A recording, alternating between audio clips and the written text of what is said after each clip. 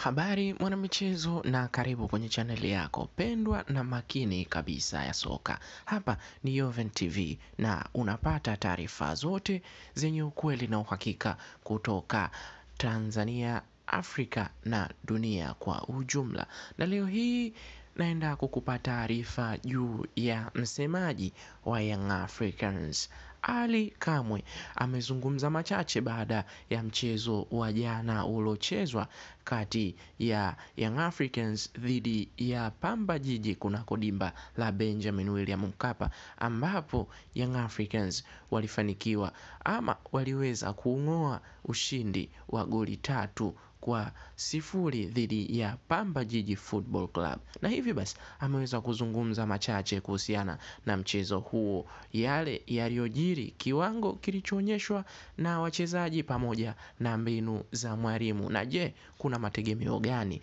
kunako medani ya kimataifa na hata medani ya hapa nyumbani ya kitaifa. Na hivyo basi Ally Kamwe ameweza kufunguka machache na kusema kuwa mchezo wa jana ama mchezo uliopigwa katika dimba la Benjamin William Mkapa ni mchezo ambao ulikuwa mzuri na pande zote zilijitahidi kucheza vizuri zaidi, lakini Young Africans kutokana na ubora na malengo ambayo imejiwekea kwa sasa, Young Africans ni timu bora na ni timu kubwa kabisa ndani ya Tanzania. Na hivi amesema basi si Simba tu kwamba ndio anaoweza kuamudu, bali ni kila timu ndani ya ligi ya Tanzania, na amejigamba na kusema kuwa hakuna timu yoyote tishio ndani ya Tanzania bara. Na hivyo basi mafikirio ya Young Africans ni kimataifa, kwani Yanga katika medani ya kimataifa wapo katika nafasi ya 12 wakizidiwa na wapinzani wao Simba Sports Club ambao wako katika nafasi ya 5. Na hivyo basi Ally Kamwe ameweza kusema kuwa katika medani ya ndani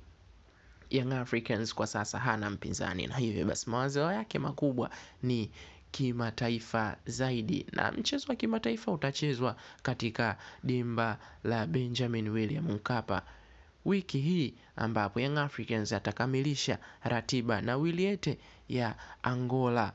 katika mchezo wa marudiano wa raundi ya kwanza ya mtoano wa ligi ya mabingwa barani Afrika, ambapo mchezo wa kwanza ama mkondo wa kwanza Young Africans aliweza kuondoka na ushindi wa goli 3-0. Na hivyo mchezo huu hapa Young Africans anahitaji ushindi au sare aweze kusonga mbele katika hatua ya mtoano ama hatua ya pili ya mtoano. Na hivyo basi Ally Kamwe amesisitiza kuwa Young Africans kwa sasa ipo katika malengo ya kimataifa zaidi. Kwa hiyo wasishangae mashabiki kuona ushindi wa